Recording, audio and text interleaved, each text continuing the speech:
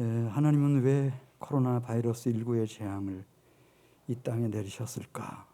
계속 물으면서 우리는 기도해 왔습니다. 그런데 이 바이러스는 변이를 일으켜서 GH형 바이러스가 되고 감염 속도를 감염학자들이 하면 6배 빠르게 진화시켰다고 합니다.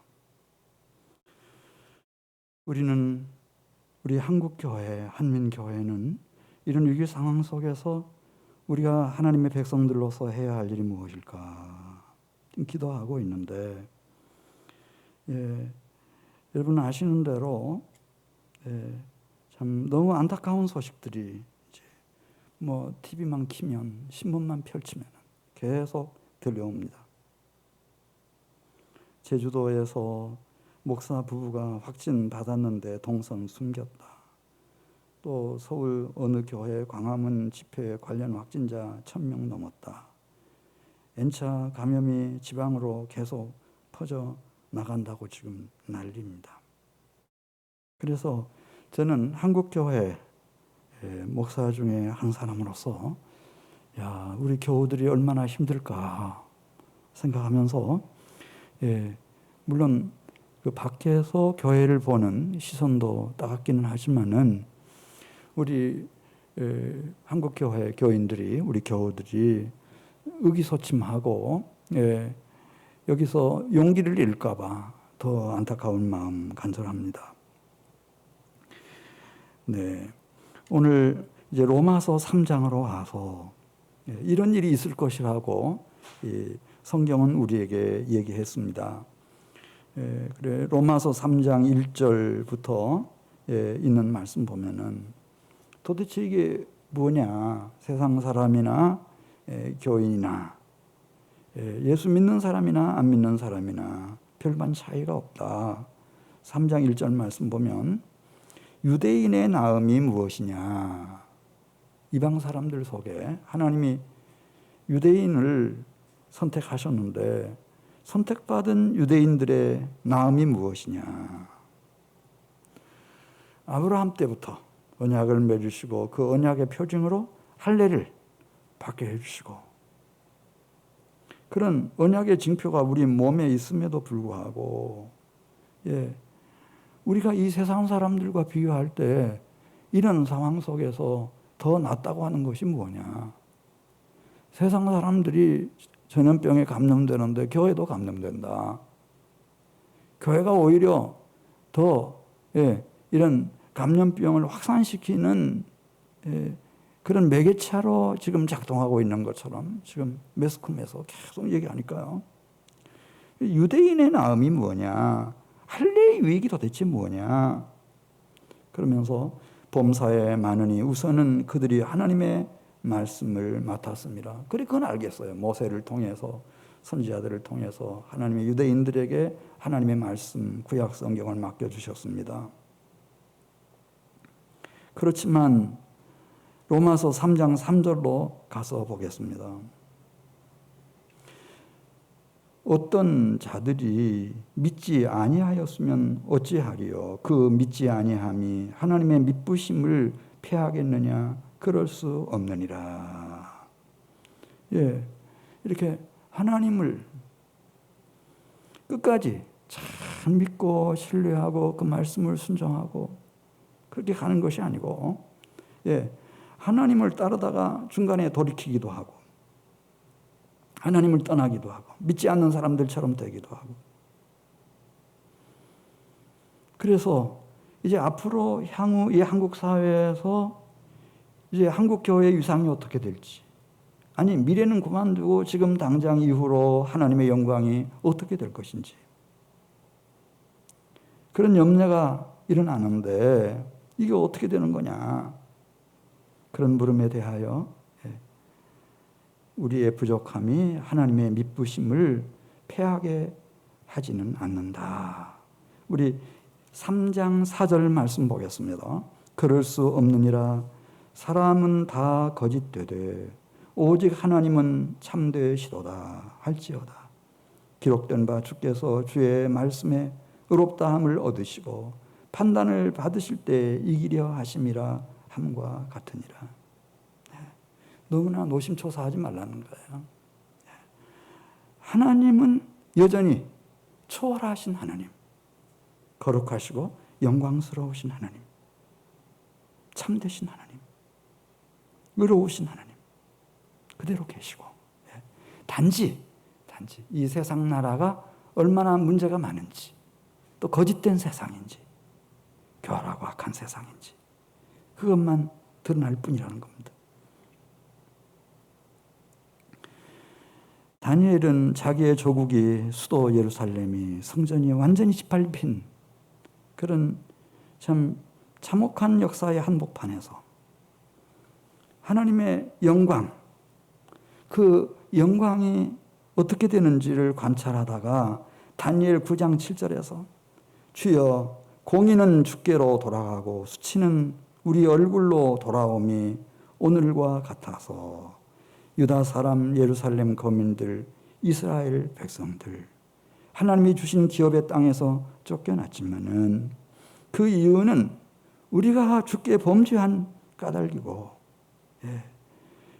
다니엘 9장 14절에 있는 말씀 보면 우리 하나님 여호와께서 행하신 모든 일은 공의로우십니다. 참되십니다. 우리는 이 일련의 과정을 통해서 주의 말씀을 우리가 듣지 않았고 거역했고 우리가 불순종했구나, 우리의 죄값이구나 이렇게 깨달았습니다. 그래서 오히려 다니엘의 마음속에, 그 친구들의 심령 속에, 남은 자들의 영혼 속에 거룩하신 하나님, 두려우신 하나님, 그런 하나님 신앙으로 더욱 충만하게 됐습니다. 예수께서 이 세상에 오셨을 때 동방 박사들이 그 바벨론 쪽에서 얘기하는 겁니다.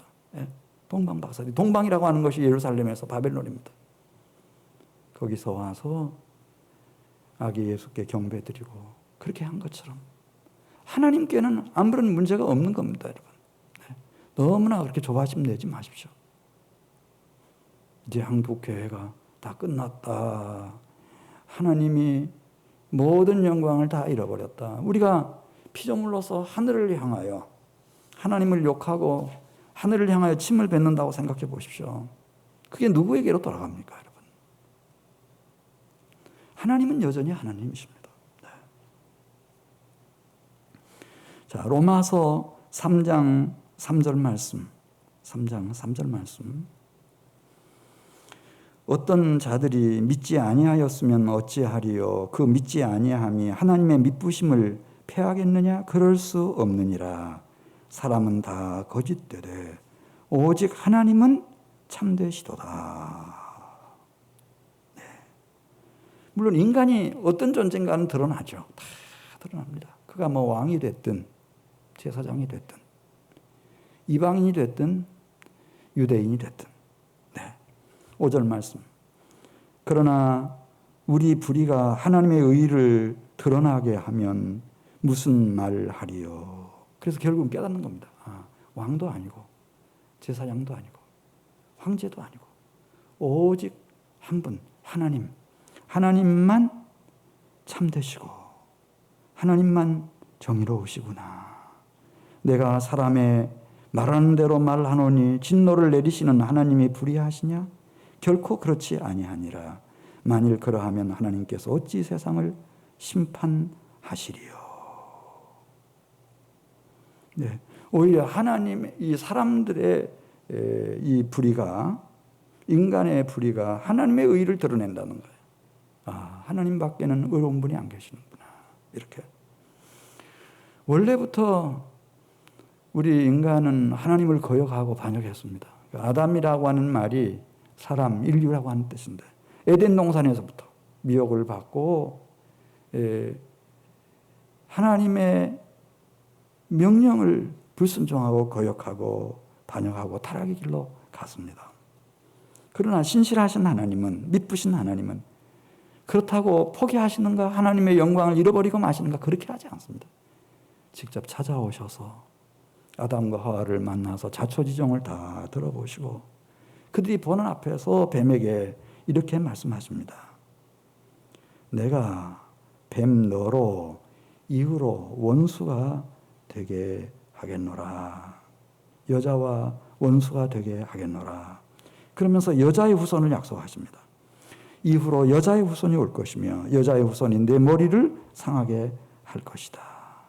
너는 그 발꿈치를 상하게 하겠지만 여자의 후손이 내 머리를 멸할 거라는 거예요.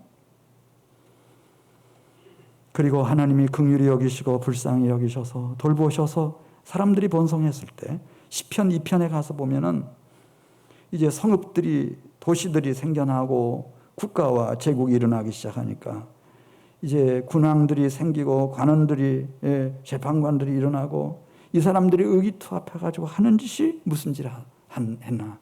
자기 왕국을 만들고 국가를 종교처럼 숭배하고 그렇게 하면서 하나님을 거역하고 반역했을 때 시편 2편 4절에 있는 말씀 보면은 여호와 하나님 말씀하십니다. 그래? 그러니까 이제 나는 너희들을 더 이상 기대하지 않고 떠나간다. 그렇게 뒤로 떠나가신 것이 아니고 내가 내 왕을 거룩한 산 시온에 세우겠다. 그 왕은 평범한 사람 아니고 나의 아들 독생자 그리스도 예수다. 내 아들을 왕으로 세우겠다. 그리고 이 나라의 영토는 땅끝까지 이를 것이고 그에게 주어진 권세는 철장 권세여서 마지막까지 영원 무궁한 승리를 쟁취할 거다. 주의 나라가 임할 거다. 그렇게 이게 성경의 모든 가르침입니다. 사람들이 이렇게 저렇게 거짓되게 교활하게 사악하게 그렇게 한다고 해서 하나님의 영광과 주님의 몸된 교회가 이 땅에서 모욕을 당하고 자초당하고 잘못되느냐, 그건 아니라는 겁니다. 자, 우리 로마서 3장 9절로 가서 보겠습니다. 로마서 3장 9절 말씀.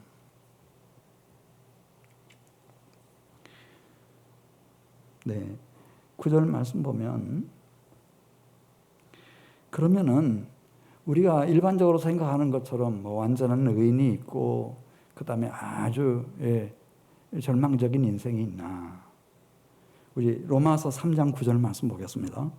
그러면 어떠하냐? 우리는 나으냐? 결코 아니라 유대인이나 헬라인이나 다 죄 아래 있다고 우리가 이미 선언하였느니라. 기록된 바 의인은 없나니 하나도 없으며 깨닫는 자도 없고 하나님을 찾는 자도 없고 다 치우쳐 함께 무익하게 되고 선을 행하는 자는 없나니 하나도 없도다. 그렇게 말씀했습니다. 네. 사람들은 다 거짓된 환상을 가지고 있습니다. 자기는 온전하다. 자기는 의롭다. 자기는 선하다. 그런데 이런 일들을 통해서 우리는 깨닫습니다. 우리 인류가 지금 무엇 때문에 이런 어려움 속에 빠지게 됐는지, 원인이 있으니까 이런 결과가 있겠는데 생각하는 겁니다.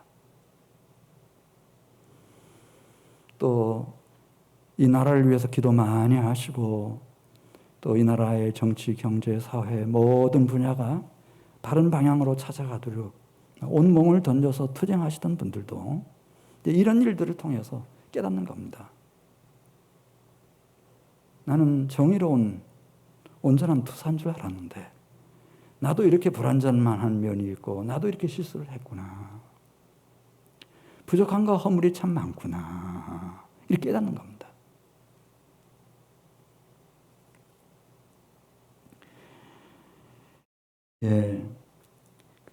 말라기 1장 가서 보면 사실은 하나님이 이방인들보다도 이방인들에게 죄가 많죠. 말할 것도 없습니다. 그러나 말라기 1장 가서 보면 하나님은 자기 백성들을 더 엄하게 꾸짖으십니다. 말라기 1장 6절 제사장들을 꾸짖으시죠. 어떻게 꾸짖으시는가?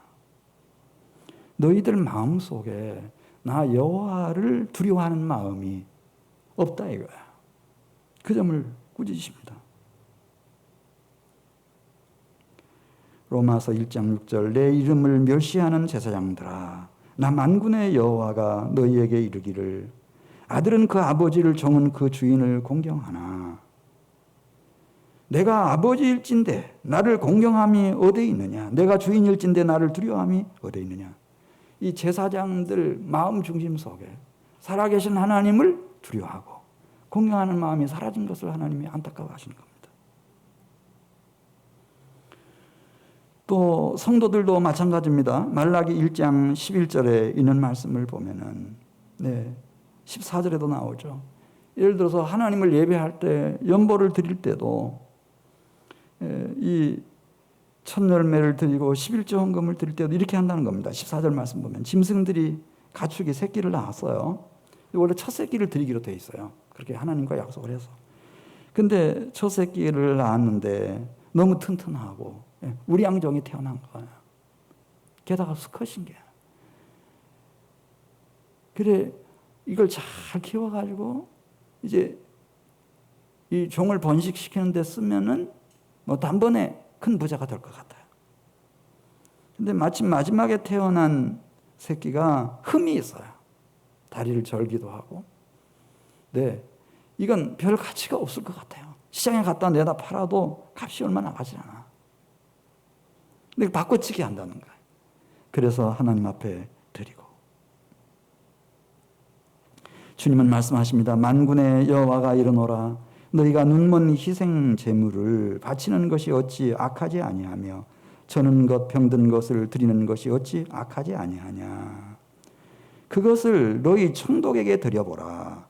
그가 너희를 기뻐하겠으며 너희가 바친 것을 받아주겠느냐. 이스라엘 백성들 속에 하나님을 사랑하는 마음이 없어요.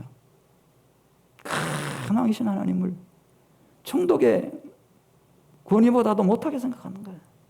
이 세상 법은 굉장히 엄격하게 지키지만은 하나님의 말씀은 우습게 생각하는 거예요. 그래서 주님이 이렇게 탄식하세요. 너희 중에 성전문을 닫을 자가 있었으면 좋겠도다. 성전문 닫아버렸으면 좋겠다.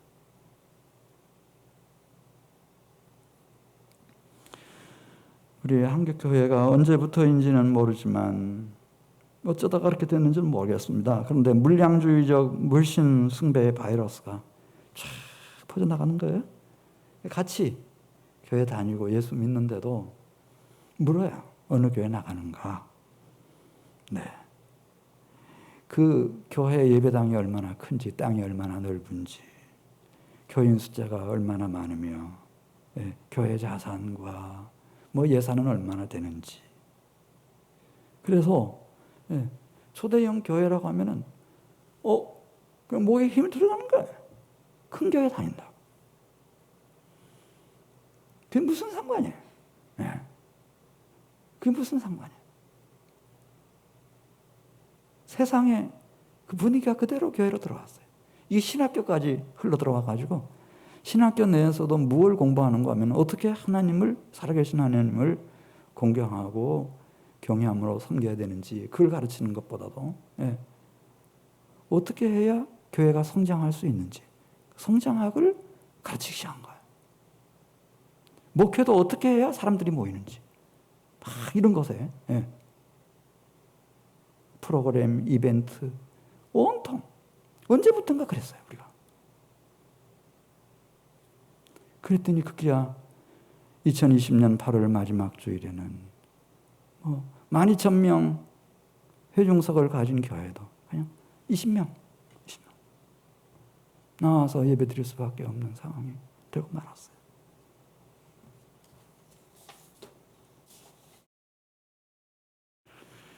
그래서 로마서 3장 19절에 있는 말씀을 보면 이것이 이 어려움이 교회에 닥쳤든 나 개인 우리 가정과 생업에 닥쳤든 국가적인 민족적인 인류 사회의 문제이든 한 가지 깨닫는 게 있어야 되는데 그게 뭔가 로마서 3장 19절 말씀 이 책임은 누구의 책임이다 막 이렇게 뒤집어 씌우려고 하지 말고 이게 지금 왜 이렇게 됐는지 이게 보통 문제 아니구나 이렇게 깨달은 후에는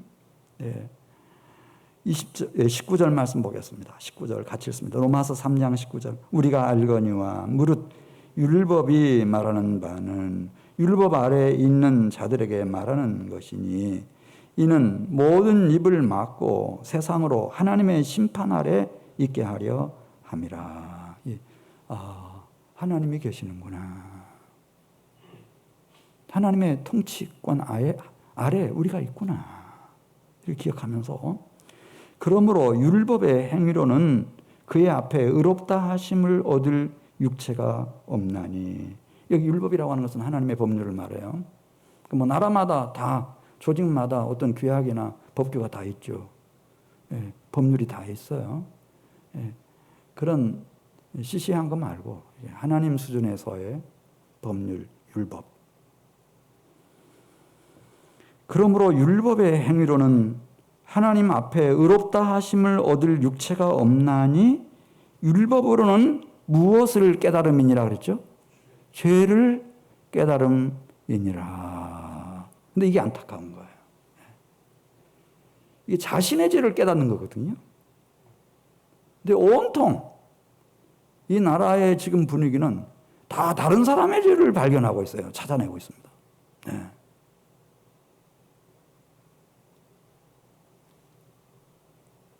그렇게 하지 말아라.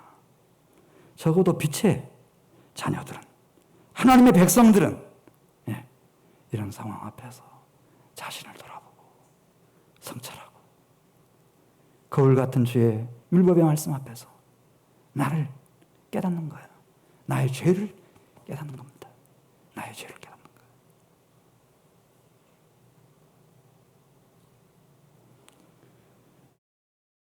진정으로 죄를 깨달은 사람만이 로마서 2장 4절에 가서 보면 그 다음 단계로 도약할 수 있는데 이게 대단히 중요한 단계예요. 이 단계로 들어가느냐 끝까지 남을 판단하는 사람아 누구를 막론하고 내가 핑계하지 못할 것은 남을 판단하는 것으로 내가 너를 정죄함이니 판단하는 내가 똑같은 일을 행하는구나. 하나님의 두려운 심판이 너를 기다리고 있다. 그런 것처럼 끝까지 다른 사람 책임으로 뒤집어 씌우다가 멸망으로 빠지는 멸망의 길로 가는 이들이 있고 구원받을 백성들은 로마서 2장 4절에 보면 회개하는 거예요. 할렐루야. 하나님이 나를 다 보시고 지금껏 인자를 베푸셨구나. 나는 부실하기 짝이 없었는데 실수투성이었는데 허물과 죄가 끝도 없었는데 하나님이 나에게 인자를 베푸시고 지금까지 용납하시고 용서해 주시고 길이 참아주시고 풍성하신 은총으로 오늘 이 자리까지 인도해 주셨구나. 내가 여기 살아있는 게 기적이다. 할렐루야. 이렇게 깨닫고 회개하는 거예요. 회개. 로마서 2장 5절에도 다만 내 고집과 회개하지 아니한 마음을 따라 진노의 날에 임할 진노, 멸망의 저주의 진노를 네가 쌓는구나. 그렇게 가서는 안 되고 이 땅에 있는 한국교회와 우리 한민교회 성도들과 주의 백성들은 자기의 허물과 자신의 죄를 깨닫는 것. 그리고 놀라운 신앙의 비약. 그게 따라서 하세요. 회개하는 거예요. 회개하는 거예요.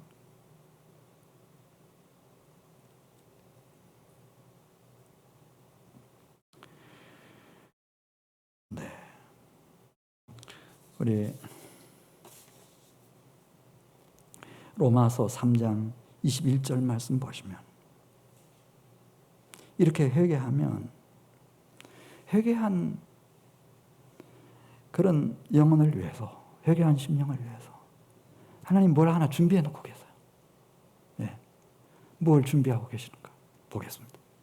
회개한 사람만이 받을 수 있는 선물인데 로마서 3장 21절 기억하기도 쉽죠? 3, 2, 1이에요. 거꾸로 로마서 3장 21절 이제는 율법 외에 이 세상 사람들의 이 정신과 이 생각이라고 하는 것은 오직 율법으로만 의롭게 되지 않습니까?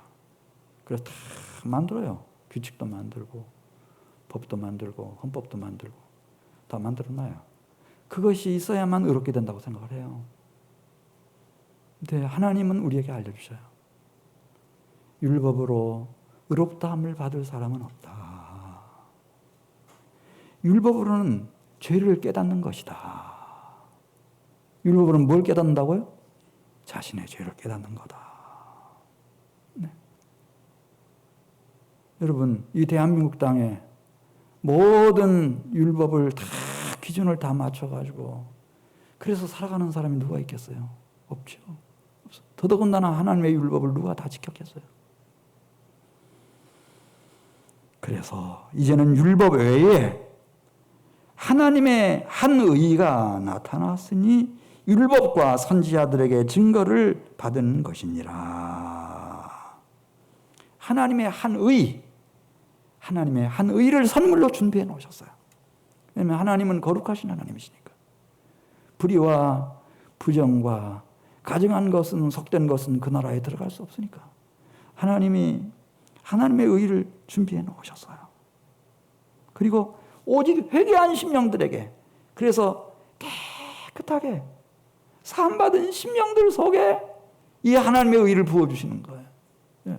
우리 3장 22절 말씀 보겠습니다.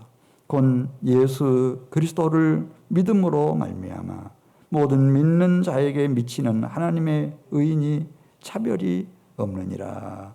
모든 사람이 죄를 범하였음에 하나님의 영광에 이르지 못하더니 그리스도 예수 안에 있는 속량으로 말미암아 하나님의 은혜로 값없이 의롭다 하심을 얻은 자 되었느니라. 네.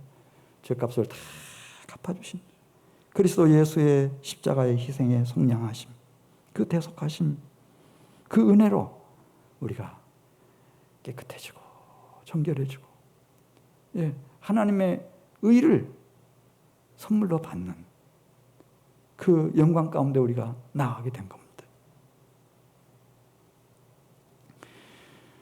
그러니 우리가 이 율법 앞에서 자신의 죄를 깨닫지 못한 사람들, 회개가 뭔 줄도 모르고 모든 책임을 다른 사람들에게 뒤집어 씌우려고만 하면 어떻게 하나님 가까이 가겠어요? 하나님의 아들 그리스도 예수를 통한 속량의 은혜, 대속의 은혜를 받겠습니까? 어떻게 하나님의 의를 선물로 얻겠습니까? 우리 로마서 3장 25절 말씀 보겠습니다. 로마서 3장 25절. 이 예수를 하나님이 그의 피로써 믿음으로 말미암는 화목제물로 세우셨으니 이는 하나님께서 길이 참으시는 중에 전에 지은 죄를 간과하심으로. 그렇잖아요. 하나님이 내가 태어날 때부터 알고 계셨어요. 지금까지 살아오는 동안 내가 생각으로 말로 행동으로 지은 모든 실수와 허물과 죄악들 하나님 지금까지 참고 견디고 지금까지 기다려 오셨잖아요. 이 죄값을 갚아야 될 거 아니에요. 아니 거짓된데 사악한데 부정부패한데 의롭다고 그렇게 말하면 하나님은 거룩한 하나님이 아니죠. 의로운 하나님이 아니죠. 그래서 그 얘기하는 거예요. 당신의 아들 그리스도 예수의 십자가의 대속의 희생을 통해서 지금까지 당신이 우리 각 사람을 이렇게 견뎌주신, 그리고 기다려주신 그 죄값 다 갚으심으로 자기의 의로우심도 나타내시고 뿐만 아니라 그리스도 예수를 믿는 성도들도 의롭게 하시는 것이 하나님의 뜻이다. 그리스도 예수 안에 하나님의 의가 있다. 근데 이 그리스도 예수 안에 있는 하나님의 의는 누가 선물로 받는가?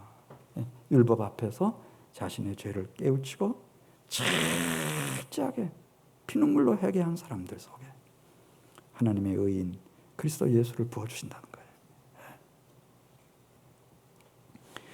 우리 로마서 3장 27절 말씀 보겠습니다. 이것을 오늘 설교 제목대로 믿음의 법이라고 이렇게 말했습니다. 우리는 늘 무슨 규정, 법조항, 무슨 짓 했는지 그것만 가지고 따지잖아요. 그럼 결론은 다 사람들을 다 위선자로 만드는 거예요. 외식하는 사람으로 만드는 거예요. 겉보기에는 번지를 하죠. 속은 다 썩어 문드러져서 그렇게 되는 거예요. 그러나 하나님의 구원 방법은 로마서 3장 27절 말씀 봅니다. 그런즉 자랑할 때가 어디냐 있을 수가 없느니라. 무슨 법으로냐 행위로냐 아니라 오직 믿음의 법으로니라. 믿음의 법. 28절에도 그러므로 사람이 의롭다 하심을 얻는 것은 율법의 행위에 있지 않고 믿음으로 되는 줄 우리가 인정하노라. 믿음으로 의롭다 함을 받지 않고는 우리가 온전해질 수가 없어요. 자, 31절로 가겠어요. 로마서 3장 31절. 그런즉 우리가 믿음으로 말미암아 율법을 파기하느냐? 그럴 수 없느니라. 도리어 율법을 굳게 세우느니라. 예를 들어서 우리가 자녀들을 키울 때 남매를 낳았든 삼남매를 두었든 자녀들을 내가 어머니로서 아버지로서 규칙을 딱 정해가지고 스파르타식으로 막 가르치면 아이들이 어떻게 하는지 아시죠, 여러분? 엄마 아빠 앞에서는 잘 하는 척해요. 근데 엄마 아빠 없을 때는 다 딴짓하는 거야. 거짓말쟁이, 사기꾼을 만드는 거야. 근데 인생 전체를 저주하는 것이고 버리는 거죠. 그렇게는 안 돼요. 이 사회도 똑같아요. 내가 권력을 잡았다고 해서 기준을 탁 만들어 놓고 여기에 다 때려 맞추려고 막 이렇게 억지를 부리면요, 백성들이 다 속여요. 다 속여먹어요. 그렇지만 율법 앞에서 다 사람들이 정직하게 자신의 잘못을, 죄를 깨우치고 철저하게 회개하고 하나님이 주시는 의를 힘입고 나면 율법은 하나님이 우리에게 주신 선물이구나. 율법의 큰 뜻은 위로 하나님을 사랑하는 것이고 아래로 이웃을 사랑하는 거구나. 이렇게 깨달은 사람들은 그 마음속에서부터 의롭다함을 받았으니까 주의 성령이 부어지고 주의 성령의 권능이 임하고 주의 은혜가 임하고 주께서 딱 붙잡아 주심으로 그 영적인 총명함을 가지고 통찰력을 가지고 율법이 뭔지 얼마나 귀한지 다 깨닫고 그 율법을 향해서 그 목표를 향해서 벌떡 일어나고 걷고 뛰고 달리고 충성을 다하고 그래도 에너지가 남는 거예요. 그래서 31절에 그 얘기한 거예요. 뭐라고 말씀하셨는가? 믿음으로 말미암아 율법을 파하는 것이 아니고 폐지하는 것이 아니고 도리어 굳게 온전하게 한다 이거예요.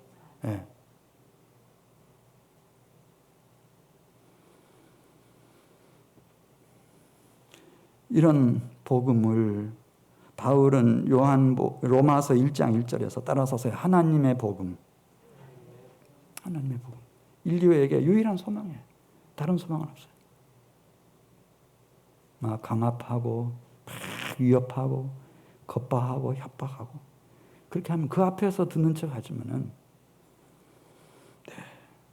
안 돼요. 그거는 나중에 엄청난 역효과를 불러오니까요.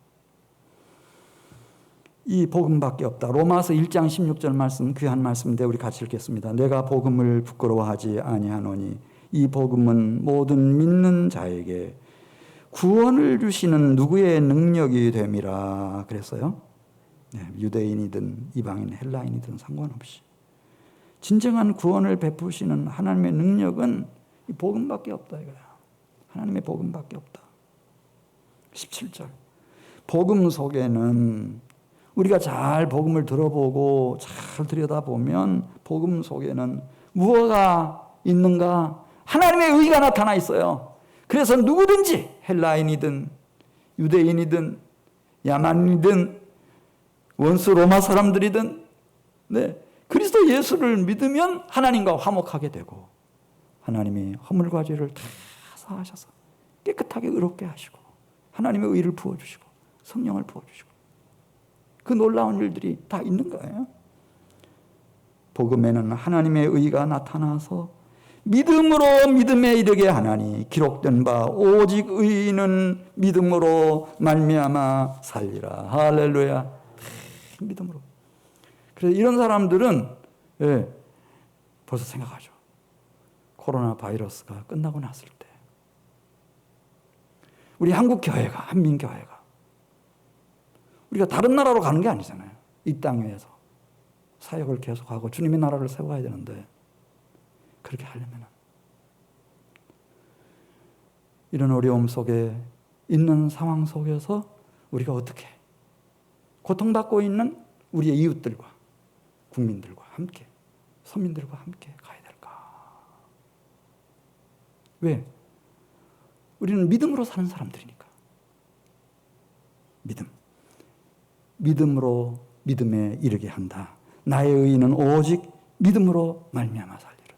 지금 이렇게 뒤죽박죽인 것 같아도 그래도 내가 속한 이 대한민국이 더 정치적인 발전, 경제적인, 사회적인, 문화적인 모든 발전, 진정한 발전, 그 발전을 위해서 믿음으로 행하는 거예요. 여기서 막 같이 휘둘려가지고 막 좌충우돌하면서 그렇게 살아가는 게 아니고 나의 의인은 오직 믿음으로 말미암아 살리라. 한 걸음이 됐든 반 걸음이 됐든 앞서가면서 이런 사람들은 로마서 2장 6절에 있는 말씀을 보면 악에서 떠나 선을 행한다고 했습니다. 그리고 하나님 나라의 영광, 그 존귀 썩지 아니할 것 구하다가 마침내 영생에 이르는 겁니다. 그리고 그들의 생애 속에는 로마서 2장 10절 말씀 보면 하나님이 실제로 주시는 거룩한 영광도 있고 존귀도 있고 샬롬, 평강도 있습니다. 그래서 이 사람들의 일평생은 피스메이커입니다. 평화의 사도입니다. 평화의 사도. 가끔씩은 우리가 특별히 이제 교회와 국가 관계 얘기할 때 우리도 힘을 응집해가지고 국가를 상대로 무슨 일을 해야 되지 않냐? 우리는 그렇게 생각할 수 있겠습니다. 지난 2000년 역사를 보면 그런 때도 있었습니다. 그레고리우스 교황이 이 세상의 왕 하인리히 4세, 하인리히 4세를 무릎을 꿇혔습니다. 아들을 데리고 그 먼 곳까지 카노사 교황이 그때 머물러 있던 성 앞에까지 와가지고 밤낮 3일간을 참여하도록 잘못했다고 싹싹 빌도록 만들었습니다. 그 당시에는 통쾌했습니다. 교권 앞에 이 세상의 왕권이 철저하게 무릎을 꿇었으니까 너무너무 기분이 좋았습니다. 근데 문제는 그때부터입니다. 그때 하인리 4세는 청년이었습니다. 한창 때였습니다. 평생 하인리가 4세가 죽을 때까지 무슨 일을 하는지 여러분 아시죠? 보복하는 겁니다. 자기를 어렸을 때 괴롭혔던 대주교에 대해서 그리고 그 굴욕을 입혔던 교황에 대해서 그래서 그레고리우스 교황을 폐위시켜버리죠. 그래도 상처에 치유가 안 돼. 군대를 일으켰어요. 이탈리아를 공격하는 겁니다. 로마까지 막 무참하게 다 정복해버렸어요. 그런 거예요, 여러분. 예수님이 이 세상에 계셔서 큰 사역을 준비하고 계실 때 마귀와 예수님께 와가지고 그렇게 시험을 해요. 여기 널려있는 게, 광야에 널려있는 게 돌덩이 아닌가? 이걸 가지고 사람들의 양식이 되는 떡덩이가 되게 해라. 사람들이 먹고 사는 문제, 경제 문제를 해결해 주면 당신은 큰 지도자가 될 거다. 인류 사회에 가장 귀한, 지금도 마찬가지예요. 큰 지도자들이 하는 일이 경제적인 문제 해결하는 거. 그때 예수님 뭐라고 말씀하셨습니까? 맞다. 육체를 가진 우리 인간은 떡이 필요하다. 그러나 사람이 떡으로만 살 것이 아니요 하나님의 입으로 나오는 모든 말씀으로 살 것이니라. 물리치죠. 그때 이번에는 그 예루살렘이 얼마나 높아요. 그 예루살렘 자체가 그렇게 높아요. 큰 계룡산보다 아마 더 높을지도 몰라요. 그는 거기에 세워진 가장 높은 성전 꼭대기 위에다 세워놓고 뛰어내리라는 거예요. 나비가 꽃봉우리에 편안하게 딱 내려앉듯이 그렇게 놀라운 기적을 보여주면 오늘이 이 큰 명절인데 유대의 모든 백성들이 그 기적을 보고 다 당신을 따를 거다. 그리고 기적을 밝히는 사람들은 비단 유대인뿐만 아니고 전 세계 모든 사람들이 다 기적에 대한 호기심이 대단한데 당신은 종교적인 영웅이 될 거다. 뛰어내리라. 딱 예수님께서 물리치죠. 그 다음에 정치 권력, 천하만국과 그 영광의 정치 권력. 나에게 절하면 다 줄 테니까 이 세상 나라를 그대의 나라로 만들어라. 딱 물리쳐버립니다. 하나님을 시험하지 말라. 말씀하시면서. 그리고 예수님은 어느 길을 가시죠? 사망의 땅과 그늘에 앉은 이방의 갈릴리 백성들을 찾아가십니다. 십자가의 길을 가시는 거예요. 왜 그랬을까? 바보처럼. 큰 정치 권력으로 황제가 되든지 사람들의 모든 경제적인 필요를 일거에 채워줌으로써 누구도 거부할 수 없는 그런 지도력을 확보를 하든지 종교적인 영웅이 되든지 그렇게 하지 왜 그렇게 바보같이 십자가 길을 갔을까? 처음 몰랐어요, 저도. 근데 이제 시간이 흐르면서 이걸 알겠어요. 주께서 이 땅을 만드시고 이 세상에서 얻기 원하시는 이 생명. 이 생명은 생명만이 생명을 낳을 수가 있어요. 구원받은 자만이 구령의 열매를 맺혀낼 수가 있는 거예요. 돈하고는 그렇게 큰 관계는 없어요. 뭐 대단한 권력, 명예, 이 세상 영광 아니고 영원한 생명을 언약으로 받은 사람만이 다른 사람을 영생의 길로 비로소 인도할 수 있는 거예요. 그러니까 스펄전은 얘기했어요. 진실로 회개하고 하나님의 의로 부어진 한 영혼의 가치라고 하는 것은 한 소국의 왕 군주보다 낫다. 왜? 그들 곁에서는 생명의 열매, 구령의 열매, 영생의 열매 맺을 수 없지만은 여러분들이 계신 그 가정에서는 이런 아이들이 탄생할 수 있는 거예요. 양육될 수 있는 거예요. 그 아들과 딸들을 통해서 손자, 손녀들 중에 참 생명을 얻은 영원한 생명을 얻은 영혼들이 막 일어날 수 있는 거예요. 얼마나 중요한지 몰라요.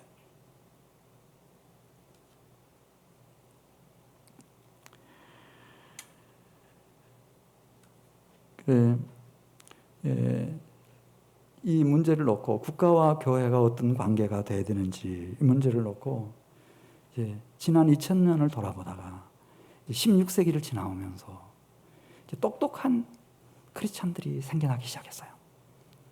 부터 이제 16세기 지나면은 여기저기에서 성경책이 번역되기 시작하고 가톨릭 교회에서 성경 못 읽게 했지만은 이제 벌써 이렇게 교육을 잘 받은 아주 선한 양심을 가진 사람들이 성경책 읽고 하나님 앞에 기도하고 성령을 체험하고 그렇게 하면서 깨달았어요. 국가 권력과 교회라고 하는 것은 어떤 관계 속에 있어야 되는가?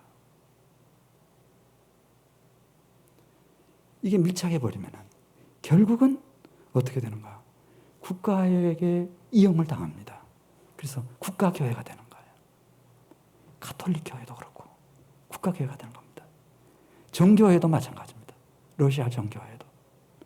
제가 런던에 갔다가 깜짝 놀랐습니다.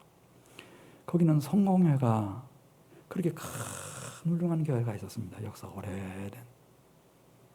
너무 아름답게 지어졌습니다.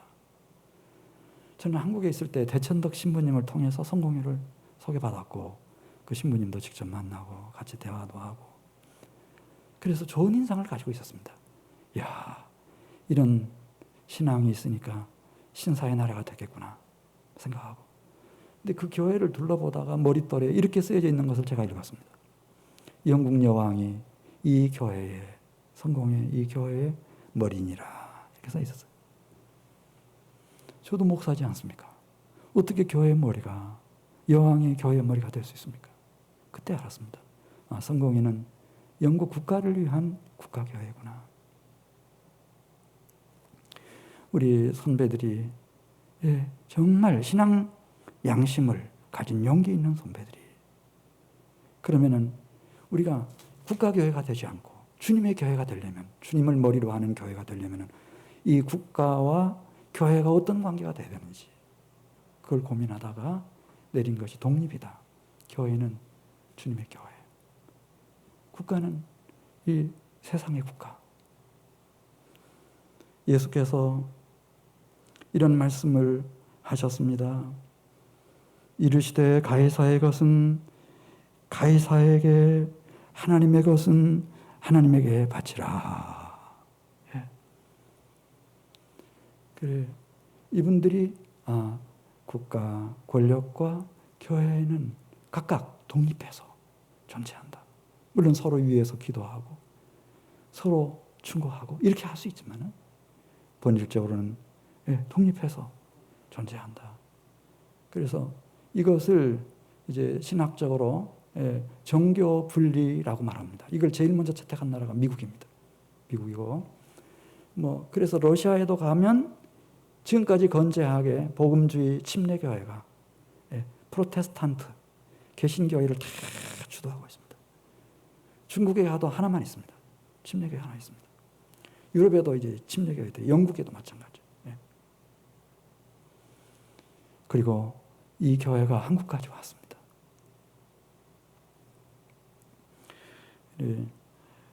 물론 이것은 인정합니다. 예를 들어 침례 요한처럼 특별한 사명을 받는 경우가 있습니다.